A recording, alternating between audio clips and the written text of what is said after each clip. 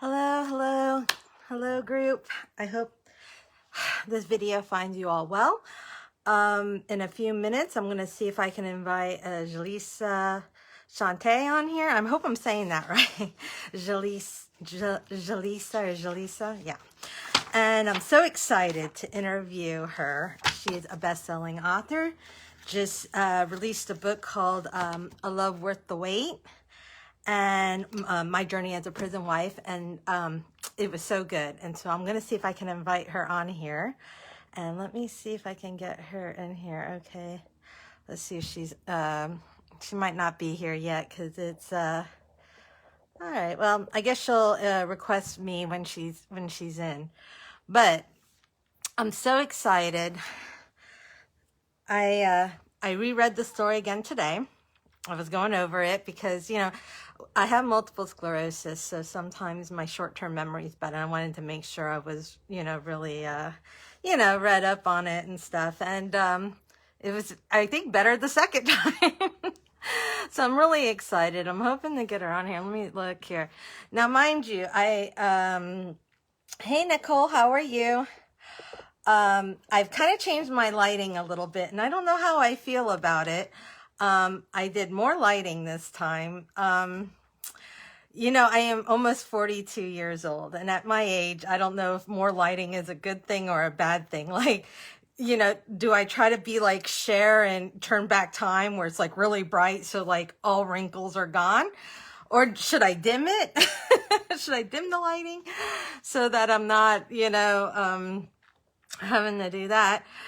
So, that's about it. I'm just kind of looking, I'm waiting to see how this is done. We still got another minute or so. Oh, thank you, Nikki. It's been a hard week. As you know, I lost my dad on the 4th of January.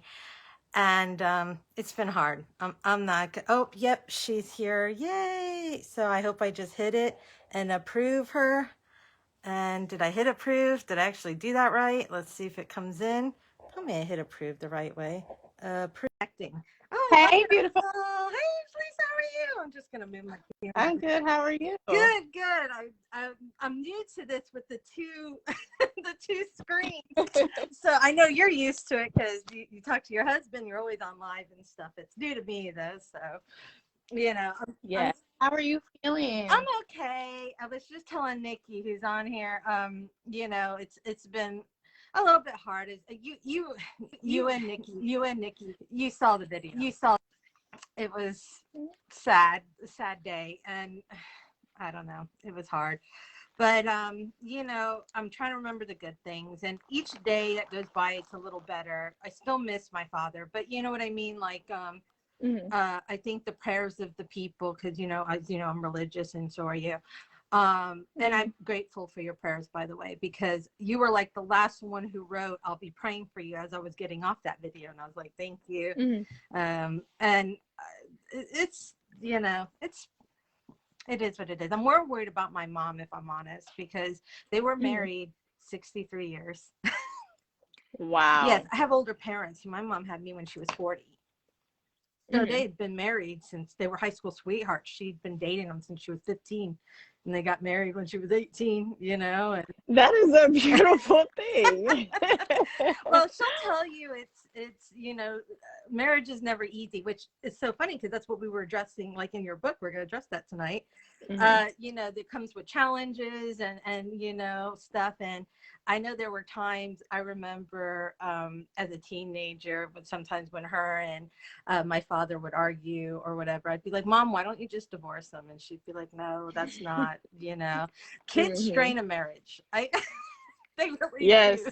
They strain a marriage, but it's probably a good thing my mom didn't listen to me, obviously, but it was just harder. My mom, all right, while we wait for people to come in here, still got a little bit of time. My mom is Puerto Rican, and that's a very different culture from my dad, who's from Norway. And they met in New York, in the Bronx, actually. And it was just kind of like one of those very much almost like a West Side Story type thing, because Mm-hmm. uh, there was a lot of racism towards, or I don't, it's not race, it's like because she was Spanish, and my Mm-hmm. dad's family being from where they were from, that was kind of like, you know, you didn't marry outside your culture, you didn't marry outside your race, you Mm-hmm. didn't marry, you know. So there's a family story, and I don't even know what came of it after this, but there's a family story that the night of the wedding, or the night before the wedding, this was going to happen the next day. Mm-hmm. I guess it would be my grandfather's brothers, my great uncle, asked my, Mm-hmm. I guess he asked my dad, why are you marrying this dirty spick? You know, because Oh yeah, I remember stuff like yeah, that. like to Mm-hmm. them it was just kind of, you know, he didn't understand it. This offended my grandfather so much that they got into a fist fight, and he actually beat his brother's ass and threw him out, like broke ribs. I mean, he was that Wow. offended by it, and I don't think they ever spoke again after that. And that was like one of those family stories I remember growing up, Mm-hmm. with you know, about how hard it was to be in a, you know, either a multiracial or multi-ethnic family, that, you know, Mm-hmm. not everybody is going to accept, which is another thing, another theme in your book, not so much on the race, but that family won't accept necessarily your marriage. And Yes. so I'm so excited about that. I'm going to wait another minute for some more people to go on. You got people, you know. Yeah, I'm tagging a couple of people. It's not easy to invite from my end. I don't know if you can try to see if you Oh, can invite let's some from see your end. here. Yeah, I'm so new for this. Let's see here. I don't even. I just have to invite them on. Can you invite more than one people? I'm like, maybe this plus button. See, I'm using my Yeah. phone, and I'm like, let me look in this plus. Choose. No, it just says how to choose to go live. Like I could put a mask on. I didn't know that. Here I am putting makeup on every time I go live. Like, yeah. Um, Well, I guess, Let's see, you my know, phone's because acting yeah, I'm only weird. seeing two people, but I know there's more than two on here, because I had one of my people, you know, from my group were on. You're here, I'm here, we're three right here. So, and your husband was on. I saw him pop up. Um, so he should be here shortly. So, how are you feeling? Oh, you're frozen. Hmm. Let's see if that's me or you. No, it's not me. I guess because she's tagging people. Hmm. Let's see how that goes.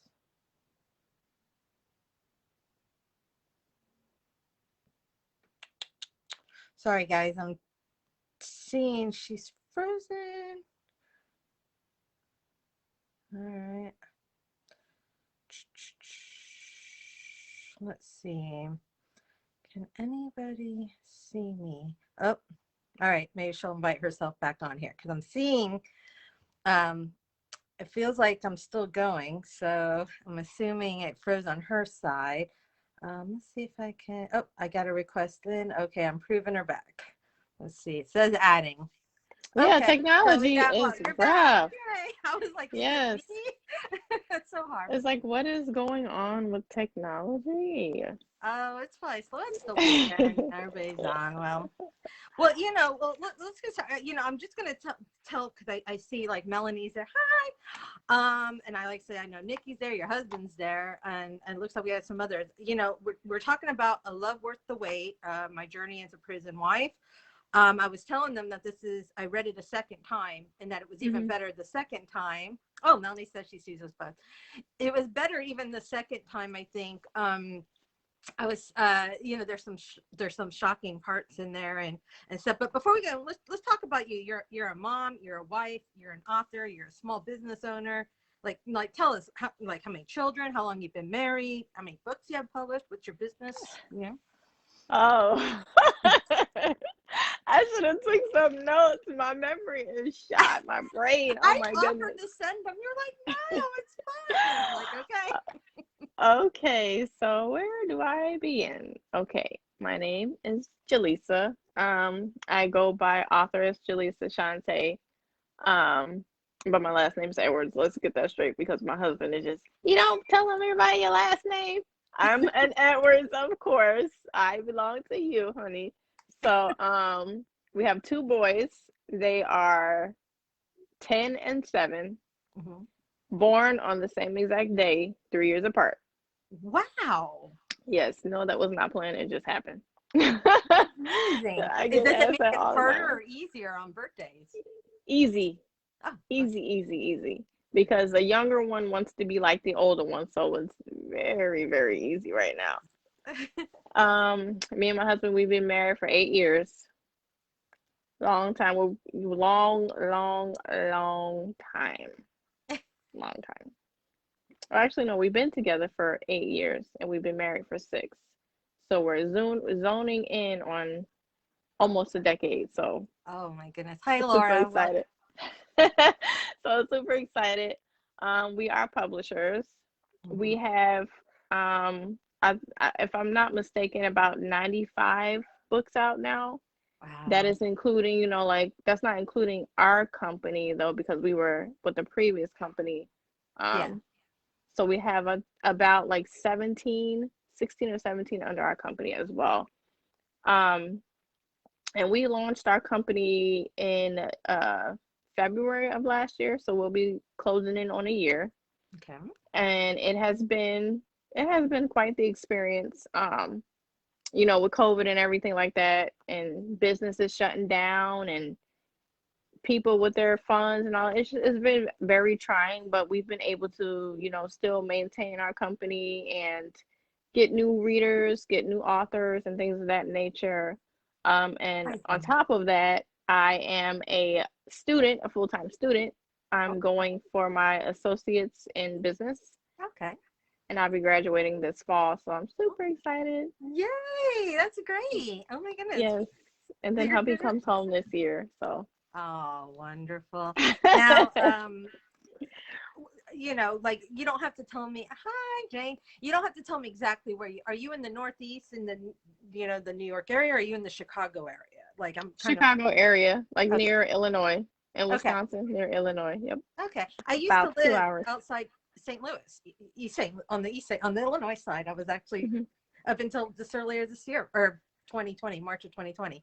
I was my husband was stationed at Scott Air Force Base, and oh wow, yeah, so right, you done quite some moving. yeah, well now I'm in Florida, but yeah, so I know exactly. I've been to Chicago a couple times, and always nice up there, exciting to have the big city only 4 hours away, and I mean St. Louis is a big city too, but it's a different feel than Chicago. Yeah. Definitely. So oh, wonderful. Well, just to get into your book, I'm just going to kind of get into it because it starts out, you write a letter to the readers and you're like, asking that they kind of just accept the story as it is without judgment, because it's a little shocking. There's some shocking admissions from you and stuff. One of the things I think that a lot of women can relate to is that you said your first heartbreak came from your father when you were a little girl. And I think a lot of women, especially in these modern times, as many of us come from, broken homes or nuclear homes, or, we have where things, maybe with the parents didn't go so well. And that, how's your relationship with your father now? To be quite honest, it's still the same.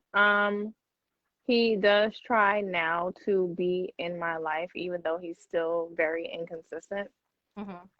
Even though I'm on this journey to healing myself and healing from my past or what have you, it's hard for me to like allow him to step in.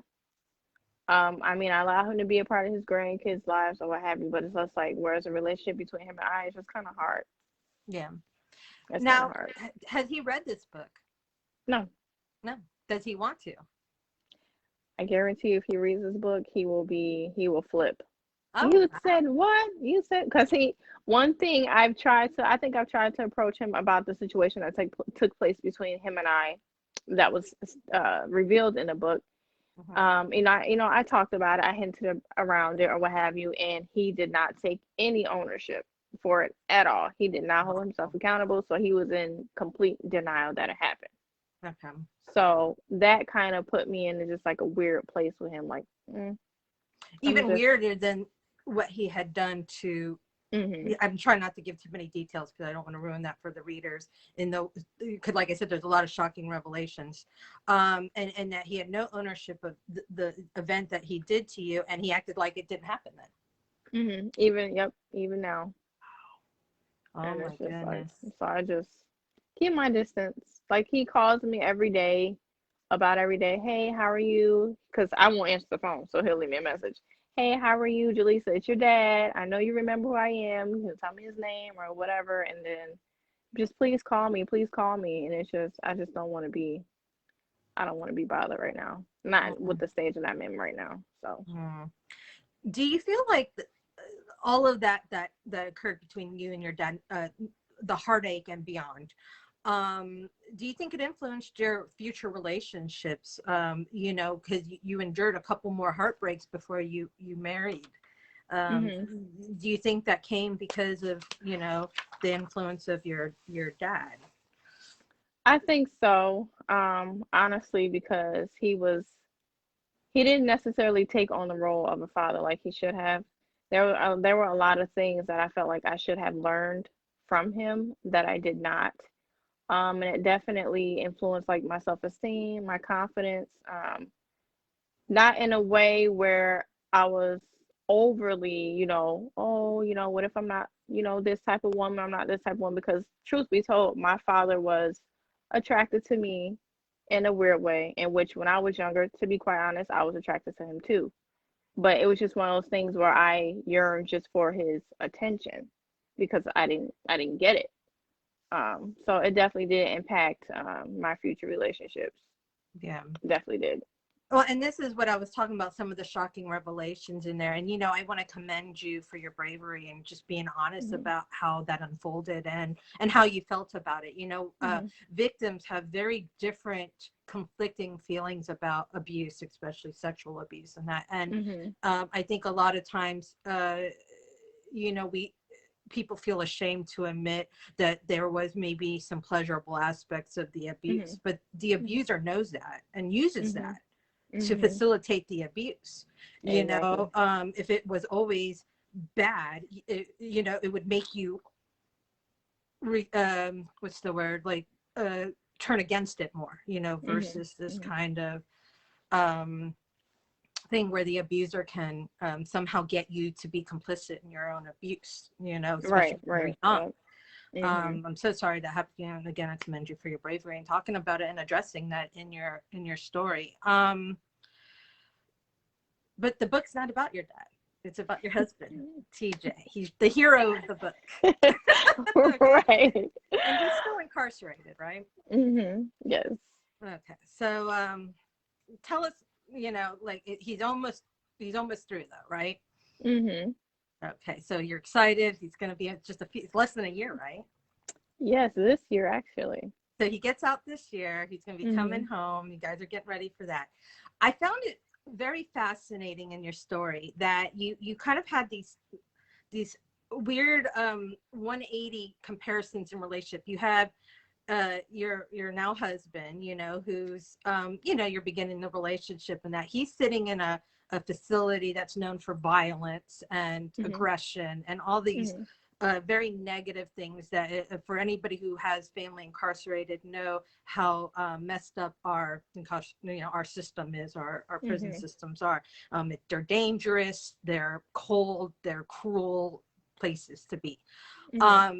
But he's treating you better than the people who are on the outside who are claiming to love you, and they're free and they're walking around not necessarily around this negative influence, and they're treating you worse than this person sitting in prison.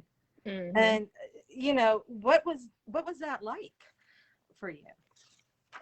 I couldn't understand it, to be quite honest with you, especially when it came to like the male side of things. It's like, it's like when you think about the stereotypes when it comes to men who are incarcerated, it's either, oh, they're criminals, or oh, they're gay, or oh, they're rapists, or this, that, and the third. Whereas like you've never been in their shoes, so you don't exactly know what they have been through. And sometimes it can be a case of the wrong place at the wrong time. Like my father, he was incarcerated for X amount of years, and that's because he took a charge for, a friend. Whereas my husband, he's sitting there because of a charge that happened, like his father and his brother committed that crime. But instead of, tattletelling or what have you, he was loyal because that was his blood, that was his family, even though they didn't respect him as a man or anything like that because of the way he was, they threw him under the bus.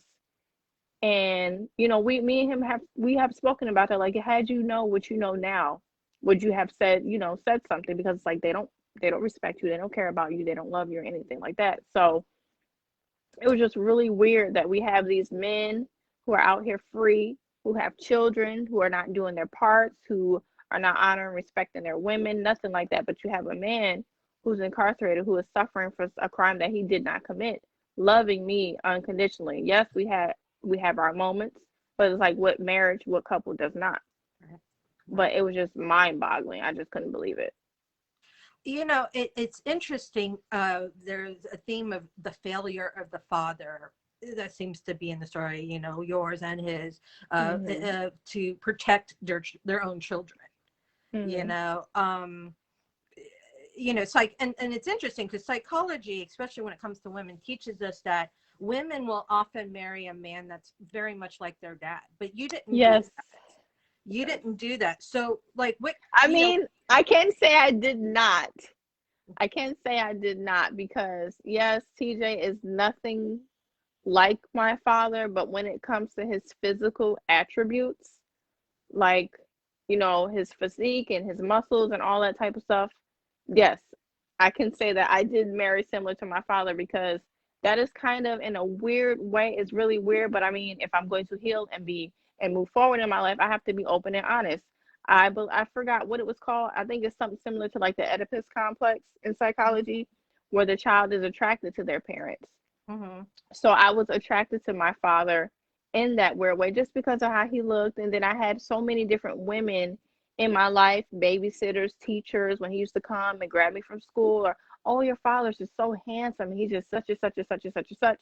And I said to myself, well, when I get older, I want to marry a man who is just as handsome and all those such and things, just like my father. And that's what I went for. So, but when it comes to attitude, completely different. It's like a 360. Oh, wow. Now, do you think, like, do you have advice for women who, might find themselves in a bad cycle of going after men that are like their father, but on a negative side, like their fathers weren't good men, and, I mean, like you said, he might have looked like your dad, but he didn't act like your dad. So how were you able to kind of break that cycle, I guess?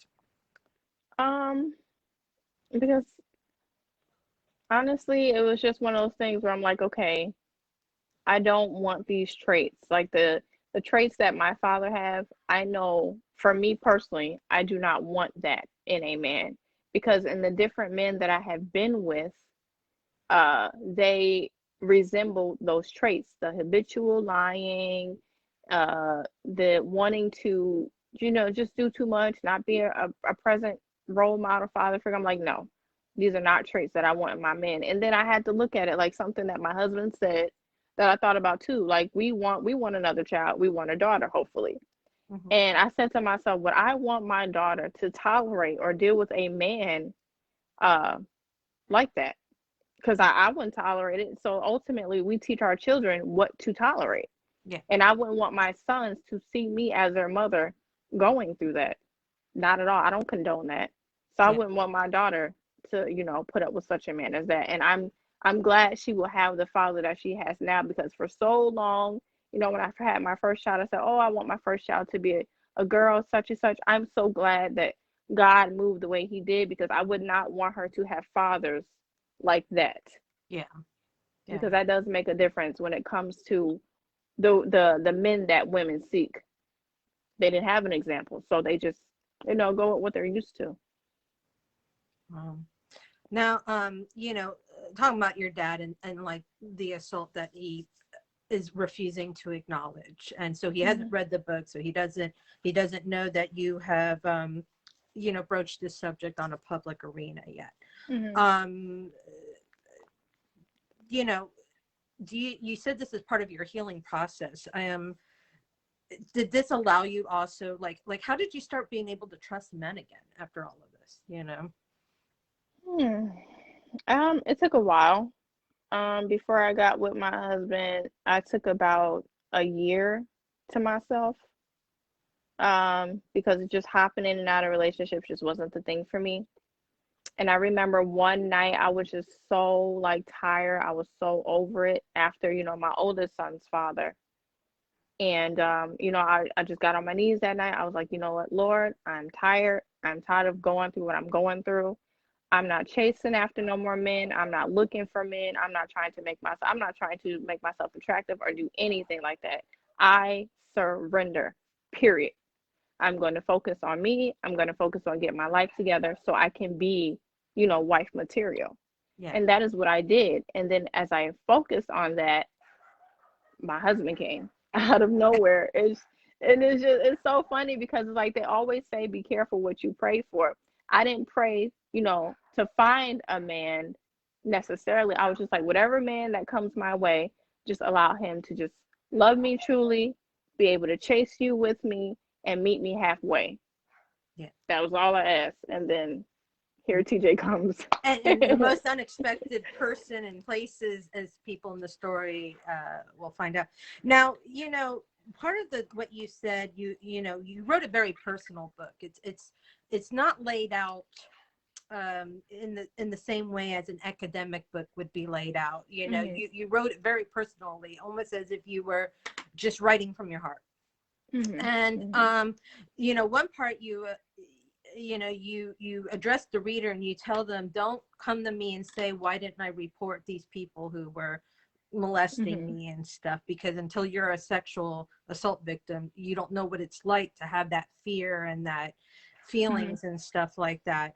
Do you have any advice for people who maybe are still trying to overcome this trauma or cope with the trauma? Not necessarily overcome, but because not everybody will overcome, or someone who's going through it who might be like you, kind of scared and not sure what to do, or my advice for that is to acknowledge that it happened. So many of us, women and men who suffer from child molestation or even adult trauma, or being assaulted, we like to deny the fact that it happened. And then we go into this phase where we blame ourselves. And that's just not something that you can't do. And it's just like you cannot heal what you don't confront. Yeah. So you have to acknowledge that it happened. If you don't, trust coming forward to authorities or what have you, write it out. What I did for me personally, and it helped me a lot, is that I took the time one night to write a letter to myself. I wrote a letter to myself apologizing for all of the things that I allowed to happen, the things that I didn't speak up about, not having a voice, and all those different sorts of things. I, wrote lines of forgiveness to the many men who hurt me, the many people who hurt me, and then I burned it. I burned it because that was my way of releasing it and just allowing myself to move forward in my life because it was hindering me. Yeah. And I didn't need anything to no longer hinder me. I didn't want that person to no longer have any type of power over me when they're still sleeping at night. Yeah. Wow. So strong. I feel like, I'm going to move into something a little bit more positive. Let's talk about your first meeting with TJ, because I wrote you about it today, because you wrote a line in there. You look nothing like his picture, but you didn't expound to say if that was worse or better. I'm assuming better, but I wanted to confirm. Yes. Tell us a little about that. Yes. I mean, he sent me some pictures about him, or sent me some pictures of him. I'm like, okay, he looks pretty good. And then when I went to go meet him, and then I realized that it is him approaching me, I'm like, wow, he looks like a chocolate god. Oh my goodness. I said, he looks so fine. I was like, okay, is this what Zeus looks like in real life? I couldn't believe it. And so I was just like, whoa, blown away. I just couldn't believe it. And then he wasn't, as shy as I was. I mean, he probably was, but he played it off so well, and he just was so demanding. You better get up and give me my hug and give me my kiss. And I'm just like, I'm still trying to understand, like, why do you look so good? Why? Yeah, it was very cute. You're like, I'm eating a Pop-Tart, and here comes this man. They don't look like him, so you're not even acknowledging him. And then he's like, hey, why aren't you hugging? Why aren't you standing up? Right. And I had Pop-Tart crumbs all over my face because I was getting ready. Like, I was so nervous and so anxious to meet him that you know how as women get when we're doing so many things throughout the day that we forget to eat. So I had forgot to eat that day, and I'm just, I didn't feel the urge until I sat down finally for the first time that day, and my stomach just started growling. Like, okay, I need to get something before this man comes out here because I don't know what's gonna happen. And so he caught me in the middle of eating my Pop-Tart, and I'm just like, you fine and everything. I just gotta swallow really fast because I'm hungry. Well, that's good. You want to be in a good mood. When you meet, you don't want to be hangry. At all. I know, at all.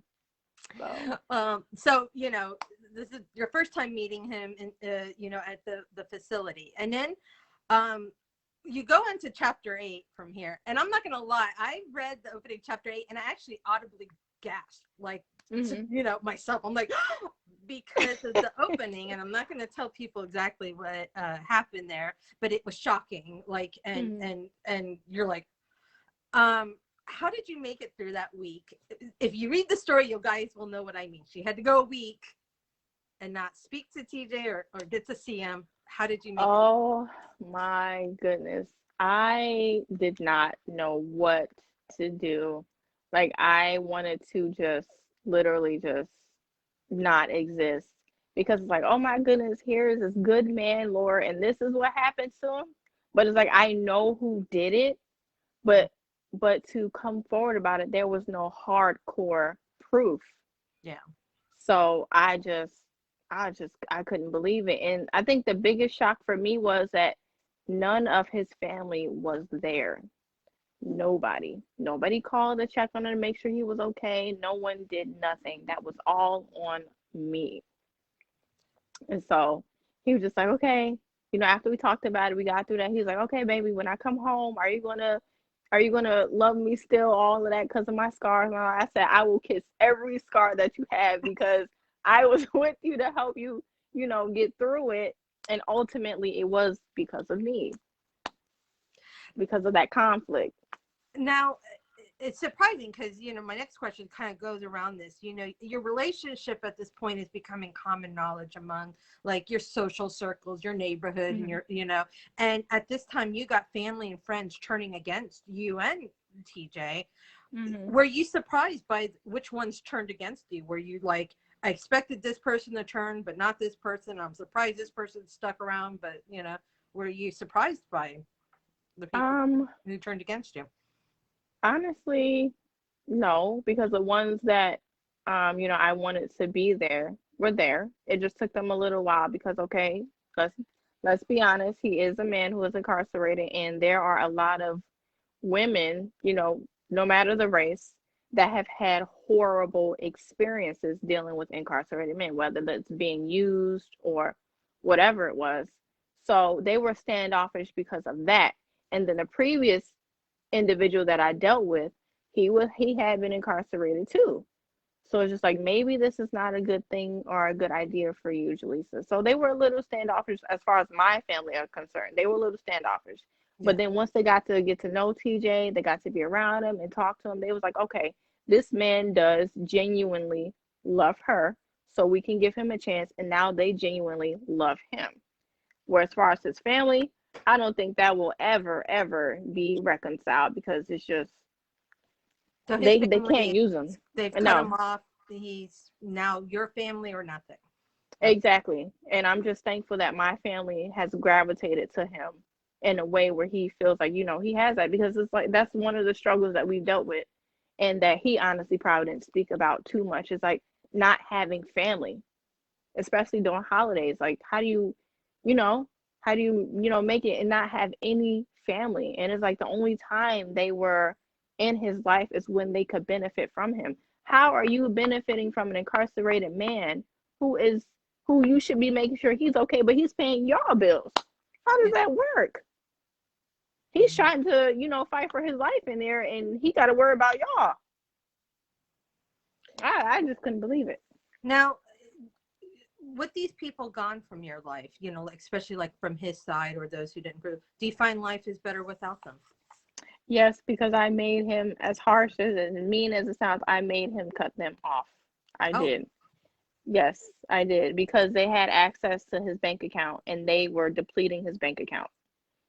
And I did not like that. And I told him it's either us, we're going to do our thing because, I'm here for you. Like, he had a hard time trying to understand and comprehend that even though, we haven't known each other that long and you haven't had a chance to experience someone genuinely being here for you unless they can benefit from you, it's me. I can do that for you. You don't need to do anything for me to make sure you are okay. So you need to cut these people off. And that's what he did. wow. And yes, our life has been very peaceful, but I will say when we started dropping books, they definitely tried to come back around. Oh my They definitely did. goodness. They definitely did. But I was not playing with him. I said no. Like, I was not. I said no. I said after all this hard work I done put in, making sure you are okay, you are alive and well, advocating for you, because when these men are incarcerated, their family forget that it's a struggle. yeah. It is really a struggle. It's survival of the fittest in there. So I'm calling up there to make sure he is okay, to the point where the staff, everybody know my name. TJ, you had a call from your wife today. Please call her before she gets upset. Yes, I was that one, because I had to make sure he was okay. I had to make sure, okay, this man is going to get to me one way or the other. Yeah. So I was not I him. imagine after what happened to him there too, and Mm-hmm. him almost being literally like almost being murdered. I mean, Mm-hmm. you had to be a nervous wreck all the time, like all the time. So I cut off everybody and everything. Well, I you was make not new playing. friends now. Like, you make new friends. yes. And even that is a little, Yeah. I won't even lie, I'm a little, It's hard, but I as this I want to say the second half, but it's more like the second third, or the last third of the book. You start Mm-hmm. really going heavy about how faith was like the saving grace of your marriage, because Mm-hmm. You embrace religion, he's embracing religion, Christianity. Would your marriage have ended, you think, if not for this shift into being able to focus more on, God and spirituality and your faith into your marriage? Or, had you continued on the path you were on without that faith? Do you think it Honestly, I wouldn't say our marriage would have ended. I would say it would have been extremely difficult to hold on to and withstand, from him and from me, because we were dealing with a lot of distance in between. Phone calls can only get you so far, letters can only get you so far, and 3 hour and a half visits can only get you so far. Yeah. So besides ourselves, we needed something else to just like keep us going, because not only was I dealing with what I'm dealing with on the outside world, he had a lot of oppression and depression on the inside, so he needed something as well for himself to just keep him sane. You're in a facility where you're around so many dudes who just want to kill themselves and they yell and they scream all day. Like, he was really going through it in there. So I'm so surprised at how strong he is alone. I am too, because I mean, he's innocent. You said it was his father and his brother who committed the crime, but he took the fall because that's family means that much to him. So it must be even harder being an innocent person incarcerated. I mean, there's people who make mistakes and it's hard for them already, but imagine trying to imagine being innocent and stuck in there. Wow, that's right. And then you're forgotten about by the same people that you tried to protect. Except when they need money. Exactly. Which is why I don't because we know we're going to experience this again, that they're going to try to come back around now that he's getting closer to home and all of that. I'm shutting that down. It's not happening. It's not happening. Are you going to stay in your area, you think, or are you going to try to move maybe when he's out? Or yeah, he definitely does want to move, so wherever he wants to go to make him more comfortable, that's fine. We go somewhere. Right. Warm. Yes. More nice. I'm down here. And I'm from Illinois, so I know it's, yeah. Oh, yeah, it's definitely a difference. Definitely. Now, this is one of my last questions I have on here, which in the very beginning is partly why I wanted to interview you, too. TJ told me he did not read this book before you published it. And I was like, seriously, this book's about you, right?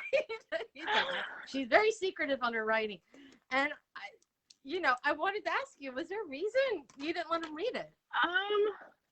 I didn't want him to read it because he's a different type of writer for me. He's a lot of like, action and drama and all these different types of things. So where I'm more mellow, calm, chill. So I was like, I didn't want him to mess with my creativity.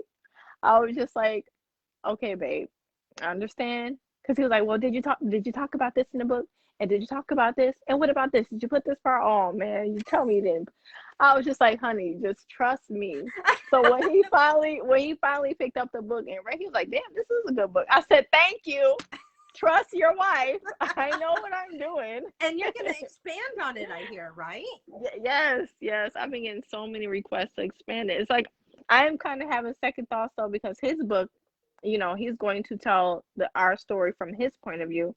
So it's like I don't want to have an expanded version if his book kind of covers whatever everybody else felt like was missing or what have you. But I don't know. We'll just see how it goes when his book drops. That's coming out on the 17th? The 19th. 19th. Mm-hmm. 19th, right? Okay. And I just helped with graphics on it. You think that would have stuck in my head, but yeah. Brain lesion. It happens. On the 19th. Are you going to read his before he publishes it? Oh, yes. Yes. Yes. Yes, I am. Yes, because we are, like I said, we're two different writers. And, when he's writing, he cannot stop. That breaks his concentration. So what I do is I will go behind him and make sure everything is crisp, cut, clean, and just perfection. So yes, I definitely will go behind him. Yes, but I won't change his voice or anything. Like that's not what I do. I just want to make sure 4 pairs of eyes is better than 1, or 2 pairs of eyes is better than 1, what have you. So it's just like I just need to make sure that everything is good because I want him to be a #1 release too. Yeah, so he deserves that. So is these your first nonfiction books for both of you? Yes. What did you think of the process versus fiction? I don't know if you were seeing my post. I was literally freaking myself out to the point where I had a panic attack and I had to go to the emergency room. I read that is your heart okay? Yeah, they're going to put a heart monitor on me on Tuesday. Oh my goodness, this is the same day his book drops. On Tuesday, and then I'm gonna have to wear it. That's stressful, and if there is something wrong, it's good to be undergoing real life things while you're wearing it. I just actually long ago. Yeah, so I'm gonna get that done because what they were saying in the emergency room is like while I was in there, they had me attached to the heart monitor, but it kept going off as if I was dying. Like my heart rate was just decreasing, and so they had to keep running in the room. Are you okay? I'm sitting up. I'm looking like, yeah, I'm fine. Okay. Well, the thing keeps going off. Is it attached the right way? Yes, it was. It's just that my heart was barely beating. Like it was just barely there.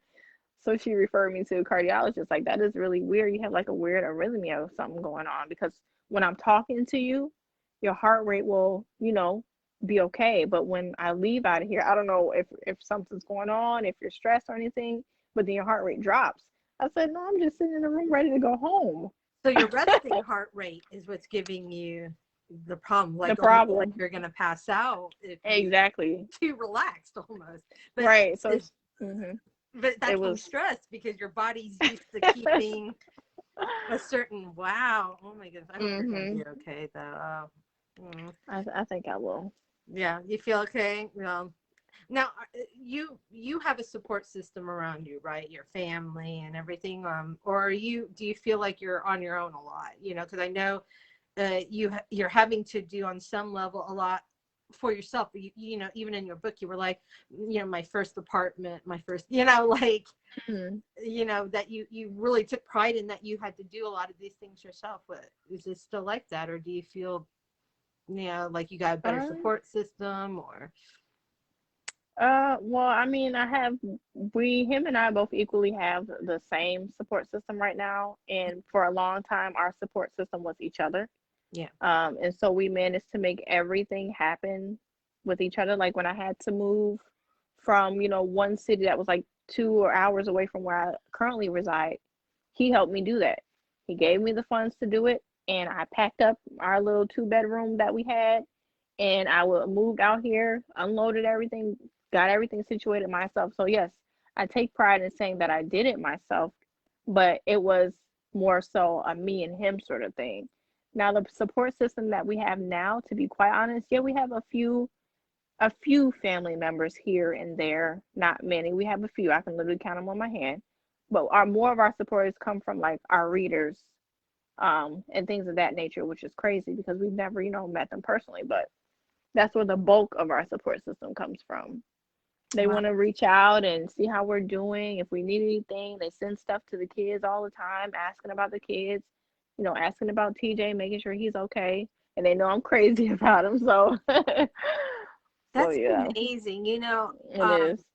Like I was telling some of my family members, and even some of you all, that like when my father died, that some of my readers knew, I think, before a majority of my family knew, and that the Mm-hmm. support of my readers telling me they were going to pray or condole, you know what I mean, meant Mm-hmm. as much, if not more, in some ways. Because Exactly. it is, and I think it's because as an author, and as you know, I'm an author too, we pour our souls into our stories, whether they're Mm-hmm. fiction or nonfiction. So these Mm-hmm. people, you readers watching this, you guys know us more than you probably even realize, because Realize, yes. you're reading us. This is, our Mm-hmm. experiences, our how we see life, and our interactions with people. Writers write what they know usually. Mm-hmm. And so I'm not surprised, actually, by saying that your life support system actually comes from your readers. Now, Yeah. you used to publish from another publisher, and then what made you decide to open your own publishing house? Um, well, I felt like it was time. It was something that we could do. Hmm. And honestly, I felt like me and him were both equally ready Yeah. because we had put so many books out on the other side with our other publisher. And we was like, you know what? I think we can honestly, give this sort of control. And if I'm being as honest as possible, I am a control freak. So he was like, okay. I said, I'm ready to be my own boss. I already take care of your books on like that. So let's just go ahead and do this publishing company. He's like, okay, well, whatever you want. I said, okay, cool. So did he, like, you've been a year into it, or do you Mhm. regret it, or are you happy you did it? What do you I think? am so happy we did it. I am honestly so happy because we've been able to, you know, write the books that we want to write. Like our creativity is not stifled to like a particular genre. Like we're able to just reach far and wide. And one thing I'm really into, I think me and you discussed it, is BDSM. Yeah. That is my stuff. But my Really? previous I publisher, read yes. it, as you know. I love it. I told him this is probably too much information, but I told you that, I said when you get home, this is some stuff I'm gonna have to tell you about because this here Hey, is my no stuff. judgment from me, because I love that stuff. I'm always, and so are a lot of the readers that are, especially in my group, because we write erotic Hmm. romance, and so a Hmm. lot of it, especially on my side, is discipline oriented. So whether it's Yes. BDSM Yes. or domestic Hmm. discipline, and that. So I have a fan. I'll write it for you. Yes. Yes. So on our other publisher, like it was strictly like urban, so we couldn't dive into like the different genres, and that's what we're trying to do. So I'm glad we took that step because now we're able to just explore, and we have you now too. So I know. I am so excited. I'm gonna gush real quick to the people watching. They've just taken one of my stories. I sent them about 15,000 words. I'm at 20 something right now, and I'm going pedaling along it. But I'm not gonna. I slowed up because obviously my poor dad, God rest his soul, had passed, hmm. and so I Hmm. had that week. where, you know, I had to deal with those family issues, but I've been enjoying the process, and I'm writing outside my box now because I'm used to having to worry about a romantic element, like making, you know, but here it's the freedom of just writing this fun character who's experiencing life and not having to worry about whether or not she falls in love, you know?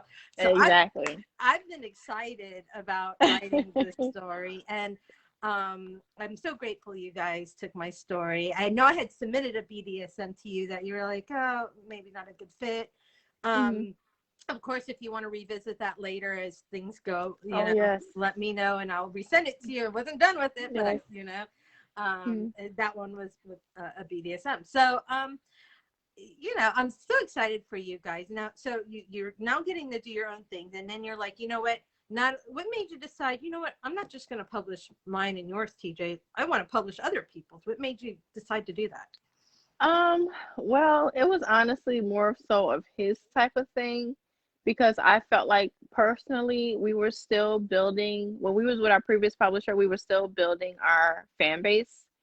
And I told him, you know, now that we are venturing out to doing our own thing, let's focus on building our own fan base separated from our publisher, so that way no matter what we do, where we go, we have a solid foundation who follows us no matter what. So he was on board for a second, but he was like, no, you know, let's just grab some authors who are also trying to write or what have you. But it's like, my thing was, we cannot be as supportive or, you know, a strong foundation to help these others when we are still trying to get ourselves off the ground. Yeah. So he let me have that. He bowed out for a little bit. He let me have it for a couple of months where we continue to put out our own works and get stronger and stronger. And then I was like, okay, now let's revisit this topic. Now we can bring on others, but we got to be very particular in who we sign on, because everybody. Yes. Yes. Yes, you should, because he knows, like, he'll get a lot of submissions on his own too, but he'll say, okay, well, let me send them over to my wife and see what she says, because he knows I'm a stickler about, you know, reading, because I'm the one who reads it. Yeah. He'd be too busy writing, so he can't necessarily read it. So I'm the one who reads all the submissions. I'm like, okay, one thing I don't want is work where it makes our job a lot harder, because, you know, everyone aspires to be a writer, and that's okay, but there's a lot that goes into it. It's more than just writing down thoughts on a diary. You literally have to transform a story that you can paint a picture and see a movie with. And that's where we were struggling with. There was a lot of writers coming our way who were just not there yet. And, you know, my husband being who he is, oh, well, no, baby, let's just give him a try. And I said, honey, we're not in this space where we can just give a try right now. They have to be here. And then also they have to be willing to take direction and guidance or what have you. So, yes. So, yes, you. Yes, oh, you are amazing. I've been writing since 2006, as you know, because I mentioned that to you. So, but I was so excited to get out of my normal genre or subgenre, you know. So I'm so grateful that you all took me, and plus I just love like your covers and like everything. Yeah. Yeah, we got a lot of that too. Like, oh my gosh, you guys' covers are so good. I know. Thanks. I'm like, I can't wait, because I'm not going to have any. I just going to be like, you know, I want them to just pick the cover. If you don't like my title, let me know. And I would never tell a publisher that usually. But I'm like, let me know what you guys need me to do. You know, if you could change anything, would you? In regards to what? Just everything. You know, you're looking, you know, back at life from a kid to now. Like, here you are now. You are a mom, a wife, a business owner, an author with so many books out, and that. Would you change anything? Because you might not be who you are now if you do. Just saying. Right. I thought, and to be honest with you, I thought about that a couple of weeks ago. Especially with me and my husband, we were going through our little, you know, our rough spot, because it's been about it's going to be a year or so since we've physically seen each other. So I'm thinking back, would I change anything? The one thing I said I would change is if I had the chance to meet him and have my children solely with him, because he's an amazing father to them. But I said, but then probably if that didn't happen, I would not have, you know, met him in the way that I was supposed to. Now, everyone asks me about his freedom. To be honest with you, I wouldn't change him being incarcerated or anything like that, because it allowed us, to be honest, it allowed us to grow as individuals separately, as opposed to rushing in to live with each other, be up under each other. It allowed us to see the different things in us that we need to change.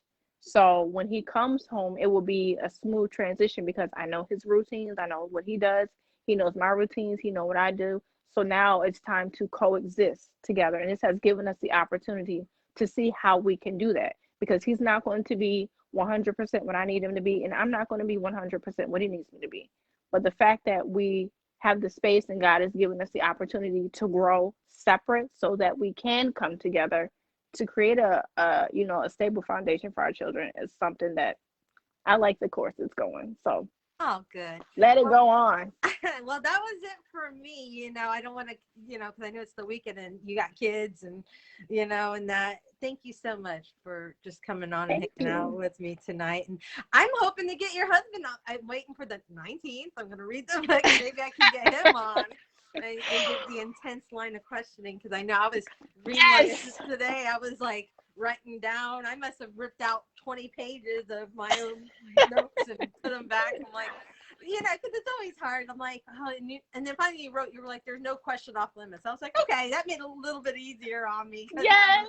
I was like, well, because you don't want to trigger people. I want to be sensitive to, the things you've gone through and stuff. I'm a sexual assault survivor myself. So, like I said, I know people deal with it and see it and feel it differently. And, so you never want to, cross someone's line, So, right. Thank you for being just a wonderful, most best,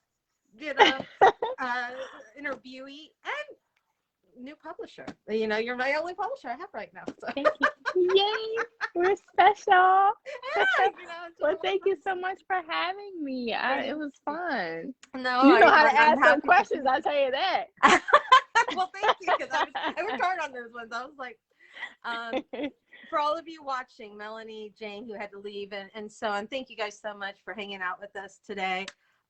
We're grateful, and I hope to be doing more interviews, and some of you authors out there, hit me up if you want me to give you an interview. I know I met so many new friends after y'all introduced me to your house. It was like 100 new friends. I was like, hey, I feel popular. Yes. I'm like, they are on you now, girl. They are on you now. Thank you, goodness. Stephanie. We appreciate you. And yeah, I'm excited. So to meet like new authors, and I feel so grateful to be with, because I've read some of your books. You remember when you all did your group takeover, your company, I was like buying books and stuff, and I haven't even gotten through all the books I bought, and I don't do the KDP. I actually buy books, so I got like a line. Oh, you're amazing. Oh, well, KDP is wonderful, guys. By the way, readers who do KDP, just know that Amazon only pays us when you turn the page, not just when you downloaded it. And I don't think a lot of readers understand that. They think I've supported them by downloading. But that's not it. KDP is monitoring.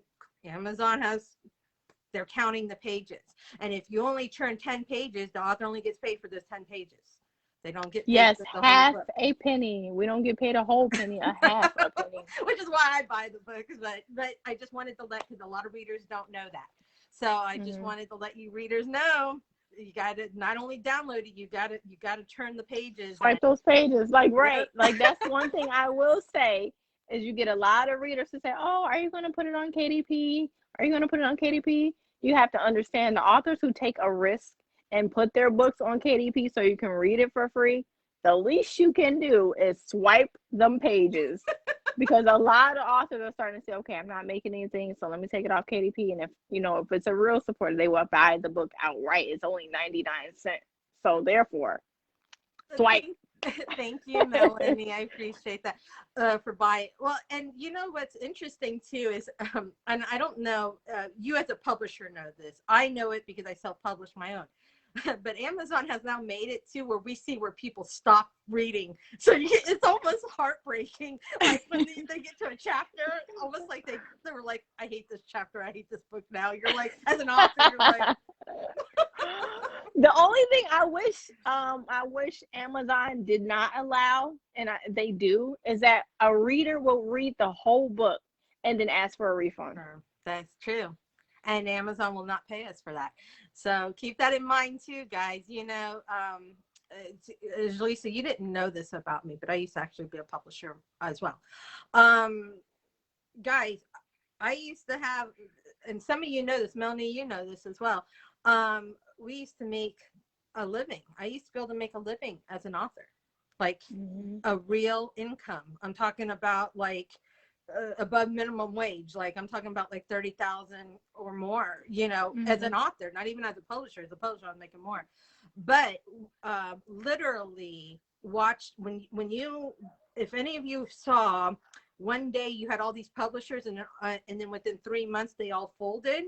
That ours stayed around longer, but for a while a lot of them folded. That was because KDP launched, and it forced readers to stop wanting to buy books. They instead paid Amazon $10, and then Amazon penalized any author or publisher who didn't join their program. They, it's suppressed in the search engines. They made it so that you had to go with their pricing between $2.99 and $9.99, and if you went under it, they only paid you 30%. If you went over it. Like I mean, seriously. So when for those of you who've been in the industry a long time, and you're like, why did all these publishers suddenly shut their doors down? That was why. It was the KDP program shut the door. And Amazon, you would think, how is that possible? They owned 80% of the market, guys. Barnes and Noble only had 10% of the market, and they're not even in the market anymore. And they only had 10%. The rest, the other 10 was like Covenant. Amazon was 80% of the market. And so anytime they make a change like that, it literally radiates out. So so I went from making, and no lie, paying editors. I no lie, I was bonusing editors $5,000 easily a month just on sales, because I used to pay them for their work, and then I would bonus them when the authors that they chose to edit, because a lot of times I would let the editors pick their own books that they, like they have a group of authors, and they look through the submissions from those authors and say, okay, I'm going to work on this book and whatever.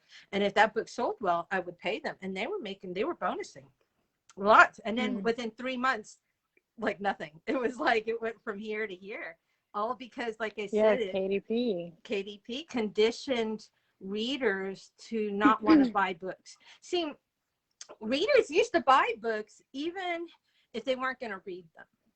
They would buy them, and the author would still be paid for that. But with KDP, you think, okay, I might read it later, so I'm going to download it, but we don't get paid for a download.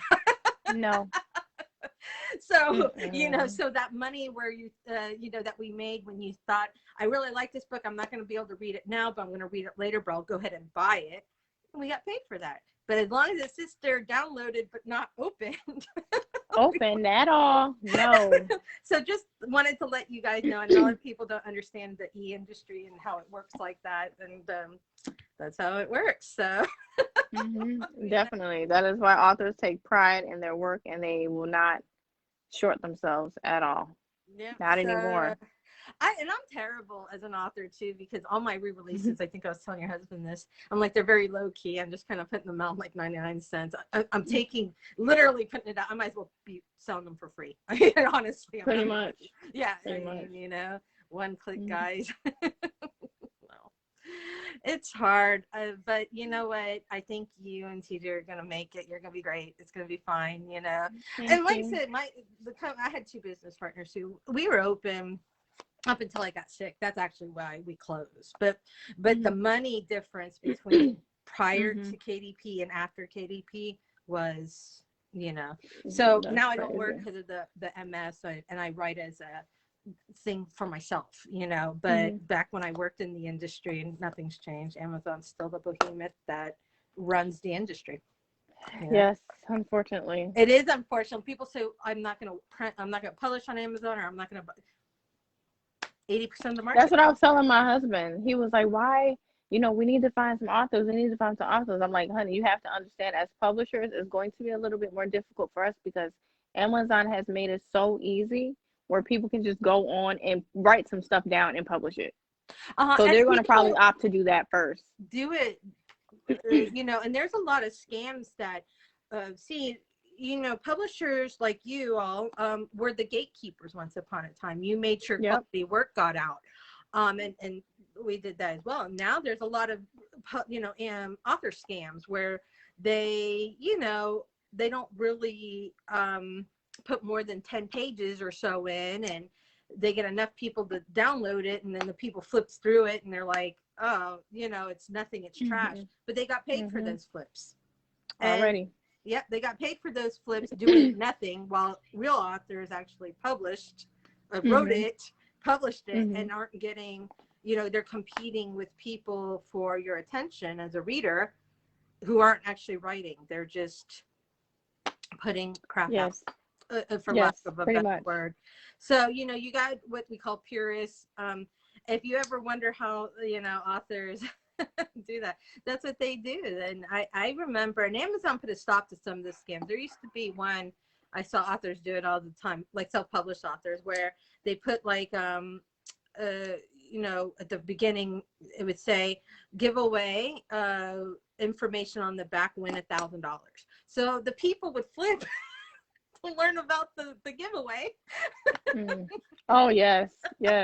Oh, my goodness. I make so much money, and their book wasn't even read, but because the page turns, pages were flipped. Page by page turns. Yep.